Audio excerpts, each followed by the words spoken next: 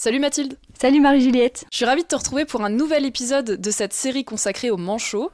Les manchots, on va souvent dire que c'est, contrairement aux pingouins, des animaux qui vivent dans l'hémisphère sud, mais on a une espèce de manchot qui est le manchot des Galapagos, donc qui est originaire de ce célèbre archipel où notamment on a Darwin qui a fait ses découvertes sur les pinsons et qui est à l'origine de la fameuse théorie de l'évolution. Donc les Galapagos, c'est un archipel sud-américain qui est vraiment situé à la limite entre l'hémisphère nord et l'hémisphère sud au niveau de la ligne de l'équateur. Donc comment ça se fait qu'on ait ce manchot qui soit aussi nordique par rapport à ses cousins ? Ouais, alors comme tu disais, du coup les manchots sont plutôt apparus dans l'hémisphère sud, notamment au niveau de la Nouvelle-Zélande et du continent antarctique. Ensuite, ils se sont répandus un peu partout au niveau de l'hémisphère sud en suivant en fait les courants marins. Ils suivaient surtout les courants très froids qui sont souvent des courants où il y a beaucoup de proies. Hein. C'est des courants où les proies sont très accessibles. Donc ils ont suivi un peu ces courants et se sont retrouvés un peu partout au niveau de l'hémisphère sud, donc jusque dans les îles subantarctiques, au niveau des côtes sud-américaines, au niveau de l'Afrique du Sud, etc. Et les manchots des Galapagos, on pense qu'ils auraient suivi le courant de Humboldt, qui est un courant qui remonte le long de l'Amérique latine justement à l'archipel des Galapagos, qui est encore une fois un courant très froid, très productif. Donc ensuite, ils se sont retrouvés là et ils se sont retrouvés dans un endroit où il y avait assez peu de prédateurs, de compétiteurs, donc on pense qu'ils sont restés parce qu'ils avaient de la place, tout simplement. Alors justement, Humboldt, c'est un nom intéressant puisque ça va donner le nom d'une des espèces de manchots. On a les manchots de Humboldt. Et puis, on va peut-être en profiter pour terminer sur les espèces de manchots actuelles, en plus du manchot des Galapagos. Alors les manchots actuels, ils sont regroupés dans une seule famille qu'on appelle les Sphénicidés. Donc Marc, peut-être que tu voulais dire quelque chose sur l'étymologie de ce mot ? Ben oui, c'est l'occasion de resaluer les auditorices. Salut, chers auditorices. Alors, je pense que l'étymologie nous raconte des choses. En l'occurrence, sphénicidé, c'est intéressant, c'est même presque poétique. Sphène, cette racine grecque, signifie le coin. Et donc sphénicus, sphénicidé, ça vient de là, c'est le petit coin. Et pourquoi petit coin ? Tout simplement parce que, alors il y a plusieurs hypothèses, mais moi celle que je privilégie, c'est celle que ces oiseaux, on les voit surtout quand ils sont à terre. Rares sont ceux qui les voient dans l'eau. Et à terre, leur tête avec leur corps dessine tout simplement un coin, vu que ce sont des oiseaux qui sont toujours debout, droits comme des i. Et donc ça, sur la glace, ça dessine un coin. Et donc l'étymologie la plus probable de sphénicidé est celle-ci, le petit coin. Toute ressemblance avec les toilettes ou les WC serait évidemment fortuite et indépendante de notre volonté. Chère Mathilde et cher MJ. Merci pour la précision. Donc aujourd'hui, on aurait entre 18 et 19 espèces de manchots qui sont répartis en 6 genres. Alors le genre le plus connu, c'est probablement Aptenodytes, qui regroupe 2 espèces, donc le manchot royal et le manchot empereur, qui est le plus célèbre de tous les manchots. D'où la célèbre marche de l'empereur dont on va parler dans l'épisode sur les manchots et la culture, évidemment. Oui, exactement. C'est le manchot auquel on pense quand on pense à manchots. Donc les Aptenodytes, c'est des manchots de grande taille. C'est des manchots qui sont caractérisés par la présence d'un patch jaune-orangé au niveau de leur gorge et au niveau de leur cou. C'est des manchots qui vivent sur les îles subantarctiques et autour du continent antarctique. Alors je sais pas si tu avais prévu de le faire, moi je vous pose une colle à toutes les deux et évidemment je la pose à l'auditorice qui nous écoute. Est-ce que vous faites la différence au premier coup d'œil entre un manchot royal et un manchot empereur ? Alors Mathilde fait oui de la tête, on va voir si MJ lève les yeux au ciel, elle réfléchit. Alors, est-ce que ce serait pas la cuillère qu'ils ont sur le bord du cou, cette belle cuillère ? On appelle ça la cuillère chez ces oiseaux. C'est-à-dire que, il me semble, je parle sous ton contrôle Mathilde, que le manchot empereur, la cuillère n'est pas fermée, ça dessine une petite anse orange magnifique sur le bord de son cou. Là où chez le manchot royal, cette cuillère pour le coup est fermée, c'est-à-dire que les lobes se touchent. Et donc c'est comme ça qu'on fait tout de suite la différence entre le royal et l'empereur.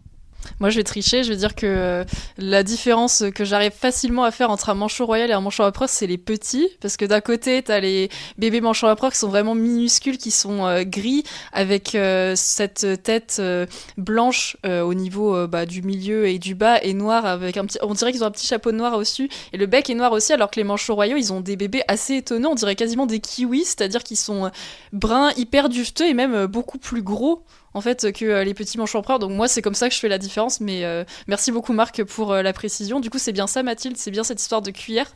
Oui, c'est ça, exactement. Et puis on les reconnaît aussi parce qu'ils vivent pas au même endroit. Les manchots empereurs, on les retrouve vraiment sur le continent antarctique, donc au niveau des glaces, alors que les manchots royaux, eux, ils sont plutôt sur les îles subantarctiques. Donc si on regarde des photos des deux, on a un indice quand on regarde leur environnement. On va pas avoir de manchot royal sur la glace et inversement, pas de manchot empereur sur les îles qui sont un peu herbeuses. Tant que j'y suis, puisqu'on parle des Aptenodytes, c'est un des 6 genres de manchots. Je voulais en donner l'étymologie, je vais le faire maintenant si tu m'y autorises, Mathilde. Alors tout ce qui est dutes, c'est le plongeur, donc là pas de miracle ni d'étonnement, il y a le fait qu'ils plongent tout simplement dans leur nom, et aptéron, apténo dans ce cas-là, ça veut juste dire qu'ils sont sans ailes. Alors bien sûr ils sont pas sans ailes, mais c'est ce que tu as pas arrêté d'expliquer, c'est-à-dire que leurs ailes sont modifiées en palettes natatoires, et que du coup voilà. Donc en gros apténodytes, ça veut juste dire celui qui plonge et qui a pas d'ailes. Ouais, c'est ça.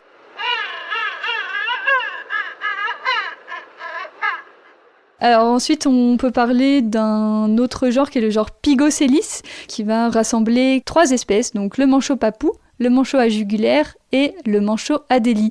Donc ça, c'est des petits manchots qui sont assez trapus. Ils ont un bec qui est assez court.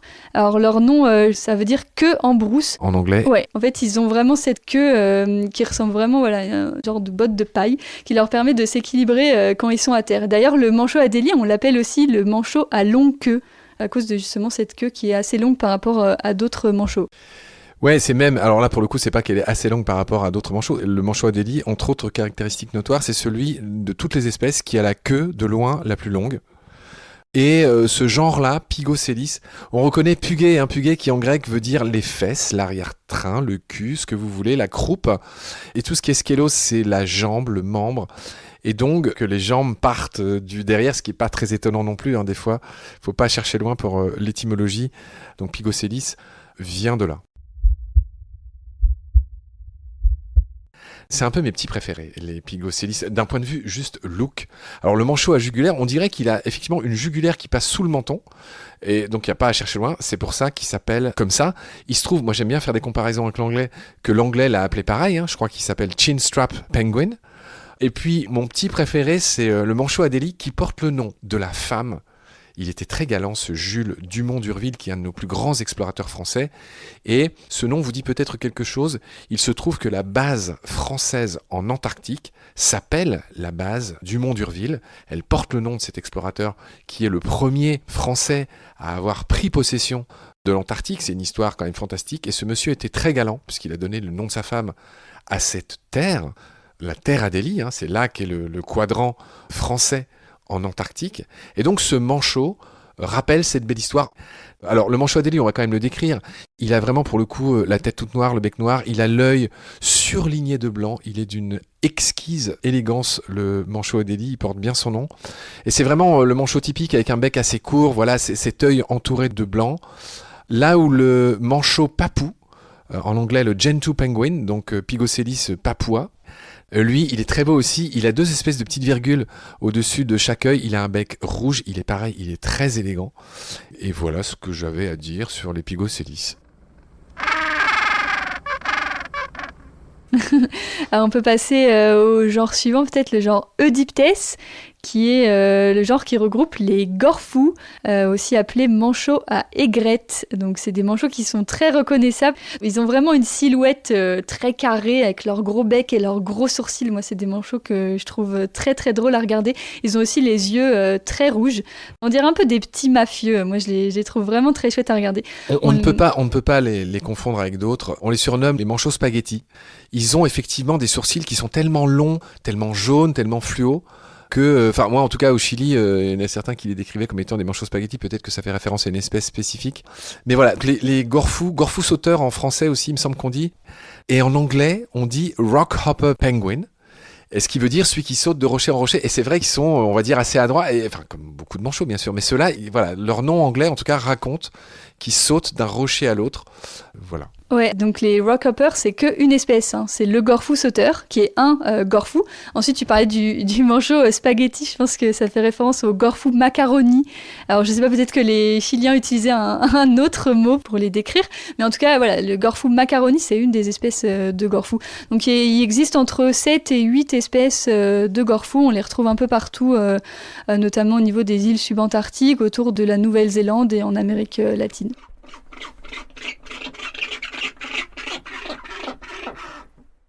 Et d'ailleurs, on va consacrer un épisode sur ces différentes espèces de gorfou et on va revenir justement sur cette appellation de macaroni. Est-ce que tu peux nous parler ensuite des mégadiptes? Parce que là, on a vu les eudiptes, donc c'est, entre guillemets, si on traduit le grec, les vrais plongeurs. Et là, on est sur les mégadiptes, donc les grands plongeurs, les super plongeurs.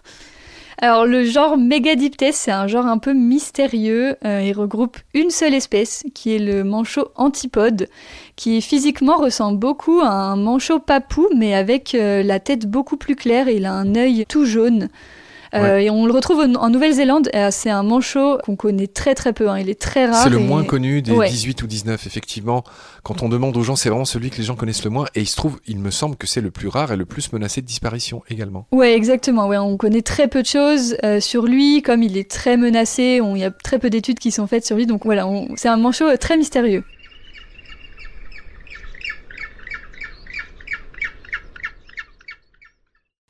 Donc il nous reste deux genres, le genre Eudiptula qui regroupe aussi une seule espèce, c'est le manchot pygmée, c'est le plus petit des manchots, hein. C'est un tout petit manchot qui mesure à peine 30 cm, qui vit au niveau des côtes de l'Australie et de Nouvelle-Zélande.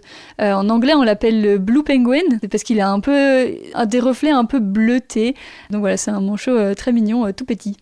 Ouais, alors là, j'ai deux petits détails à donner et un ami à saluer. Il y a un des premiers bénévoles de Baleines sous Gravillon qui s'appelle Ben et qui travaillait dans un parc national de Nouvelle-Zélande où il y avait ces petits manchots qui sont les plus petits de toutes les espèces de manchots. Et effectivement, ils sont curieusement bleus, d'un bleu assez pétant, d'où le blue penguin. Et ils sont également très rares, ultra protégés. Et le fameux Benjamin, là, c'était son totem dans l'équipe de Baleines sous Gravillon. Et donc, Ben, je te remercie et j'espère que tu vas bien et que tu protèges toujours les Blue Penguins, là, en Nouvelle-Zélande, là où tu es.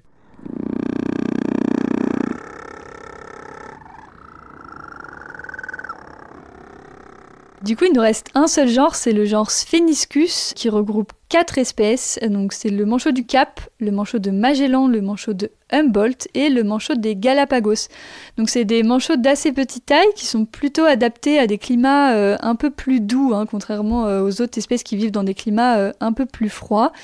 C'est des manchots qui sont caractérisés par leur dos noir et leur ventre blanc avec une ligne noire qui entoure leur ventre. Et ils ont aussi une espèce de tache rose autour des yeux et du bec qui est en fait de la peau nue qui leur permet d'évacuer la chaleur. Ouais, c'est intéressant ce que tu dis. Pour être bien compris de celles et ceux qui nous écoutent, c'est tout simplement les manchots qu'on voit le plus souvent dans les eaux. Et effectivement, ils portent des noms qui font rêver, hein. Aussi, par ailleurs, alors Spheniscus, hein, c'est toujours pareil, hein, ça veut dire en gros le petit coin. C'est eux qui ont donné leur nom à toute la famille des 18-19. Hein, les Sphénicidés portent le nom de ce genre Spheniscus. Je répète, c'est un peu les plus connus. Et tu l'as dit, ce sont ceux qui sont les plus septentrionaux, c'est-à-dire ceux qu'on trouve le plus au nord. Il se trouve, on le sait peu, que l'un des 4, c'est le manchot des Galapagos. C'est tout simplement celui qui vit le plus au nord, c'est-à-dire au plus proche de l'équateur, pour le dire autrement, de toutes les espèces de manchots. Et c'est un Spheniscus, au même titre que le manchot de ces grands navigateurs, le manchot de Magellan, qu'on trouve aussi sur les côtes latino, et le manchot de Humboldt, pareil. Tous ceux qui auront envie de différencier ces espèces qui sont quand même très très connues, le manchot de Magellan qui porte le nom de l'homme qui, le premier, a emmené son équipage autour de la première circumnavigation, hein, c'est-à-dire le premier tour du monde en bateau quand même.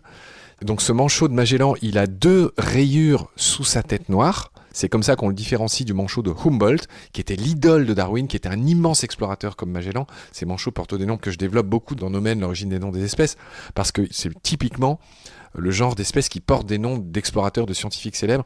Humboldt, quand je dis que c'était l'idole de Darwin, c'est-à-dire qu'un siècle avant Darwin, voilà, les petits-enfants étaient déjà tous passionnés par Humboldt, Alexander von Humboldt, qui a gravi des volcans, des montagnes, qui est allé chercher les sources de l'Orénoque, de l'Amazone, qui a rencontré des piranhas, Il y a toute une littérature sur Humboldt, dont le frère a fondé l'université quand même allemande. On parle de gens qui ont une importance mais stratosphérique dans chacun de leur pays d'origine.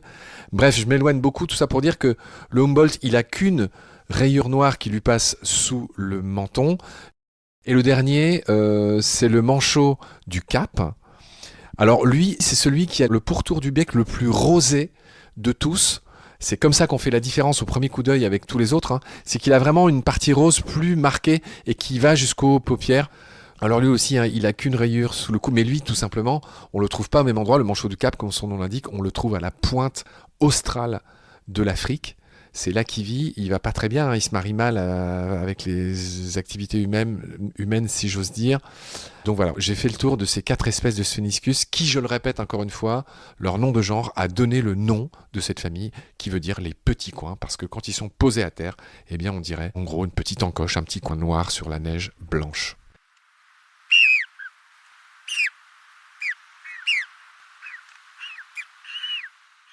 Mathilde, on a dit qu'il y avait 18 ou 19 espèces de manchots. C'est pas une colle que je te pose. Je voudrais juste faire un petit point route, y compris pour moi, pour mieux retenir. La plupart des espèces vivent sur le pourtour de l'Antarctique. Mais, on l'a vu, il y a des espèces qui vivent encore plus haut. Il y a notamment, justement, tous les Spheniscus, ceux du genre Spheniscus, on a dit qu'ils vivent sur la pointe de l'Amérique du Sud, dans le cas du manchot de Humboldt et de Magellan. Sur la pointe de l'Afrique, il y a l'autre Spheniscus, le manchot du Cap. Le plus septentrional de tous les manchots, c'est le manchot des Galapagos. Et j'ai vu, je me souviens, des gorfous aussi en Amérique du Sud. Donc en tout, c'est moite-moite ceux qui sont en Antarctique, c'est ça la question que je te pose. Il y a le manchot empereur, le manchot Adélie, le manchot papou et le manchot à jugulaire, c'est tout.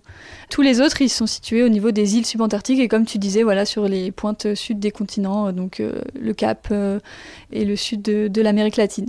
Et je me posais une question, c'est que ce mot papou, c'est un adjectif qu'on utilise pour désigner tout ce qui est relatif à la Papouasie-Nouvelle-Guinée, qui est un ensemble d'îles effectivement dans l'hémisphère sud, mais qui est vraiment proche de l'équateur et au niveau de l'Océanie, à un endroit où on n'a absolument pas de manchots. Donc pourquoi on a donné ce nom de papou à cette espèce ? Alors effectivement, c'est une ref directe à la Papouasie. Et l'oiseau a été nommé ainsi car on le trouve dans des îles qui sont situées globalement au sud de la Papouasie. Je pense aux îles Falkland, au large de l'Argentine.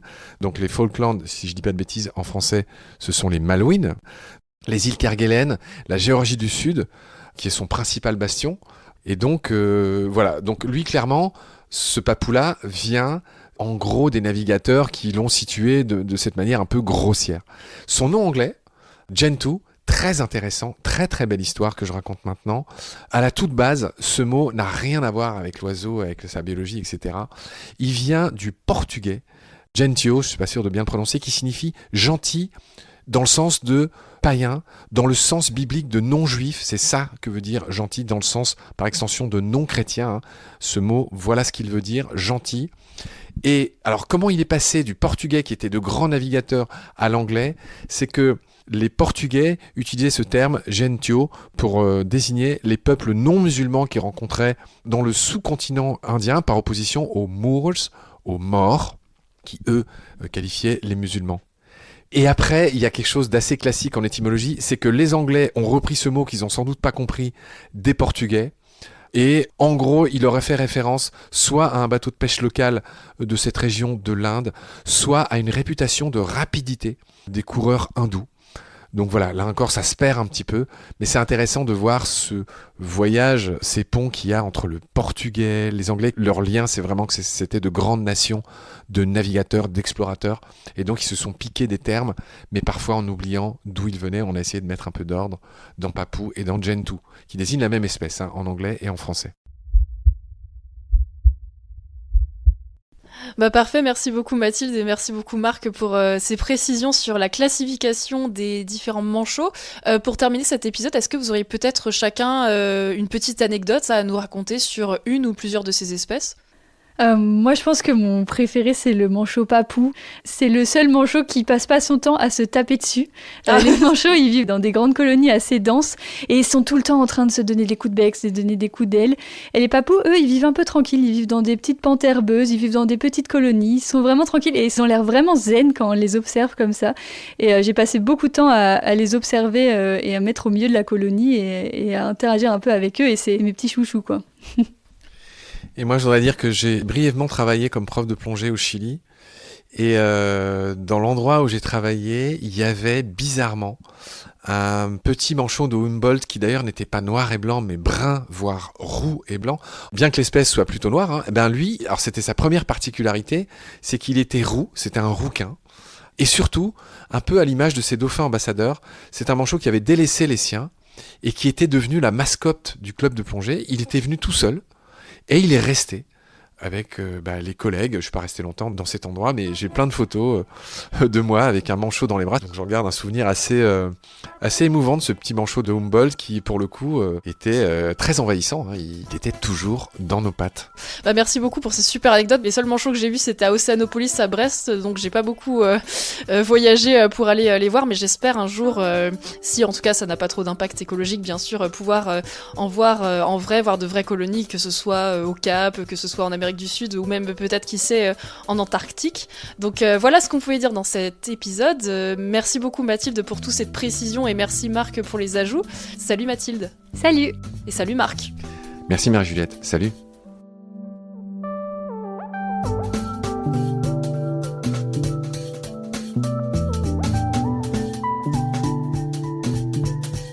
L'océan, c'est la vie. C'est-à-dire que notre vie est intimement liée à la vie de l'océan. Voilà, c'est ça, pour moi, la seule chose qui compte.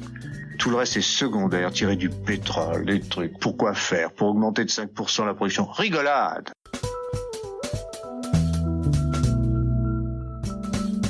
C'est la fin de cet épisode. Merci de nous avoir prêté tes oreilles.